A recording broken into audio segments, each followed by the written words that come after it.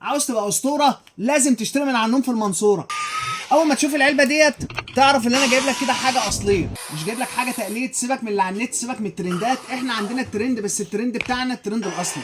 الترند اللي على النت دوت ممكن يكون مش اصلي، لكن احنا عندنا عشان بنجرب المنتج بنبقى عارفين انه الترند الاصلي. الاول صلى على النبي عليه افضل الصلاه والسلام، اعمل لايك واعمل شير واعمل متابعه، عشان كل اسبوع هيبقى في عرض جديد بنص الثمن. لو مش متابعنا هيبقى فايتك كتير. جايب لك بقى المكنسه.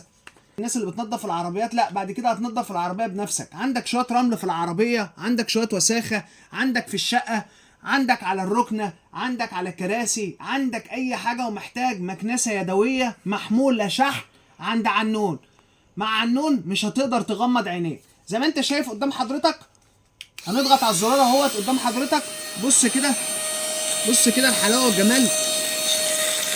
بص في ثانيه هتلاقي كل الاتربه اتشالت، عشان المكنسه بتاعتنا غير اي مكنسه. المكنسه ديت المكنسه الترند فعلا، المكنسه اللي هتكسر الدنيا. عند عنون ببلاش. المكنسه ديت بتتباع على النت باسعار مبالغ فيها جدا، عندنا بنص الثمن. وري لهم كده جو، بص كده الوساخه، بص دخلت جوه فين، شفطت كل الوساخه اللي على الازاز زي ما انت شايف. الازاز بقى بيلمع فعلا. ديت زي ما اتفقنا هتنفعك في البيت، هتنفعك في كل حاجه. عند عنون بنص الثمن.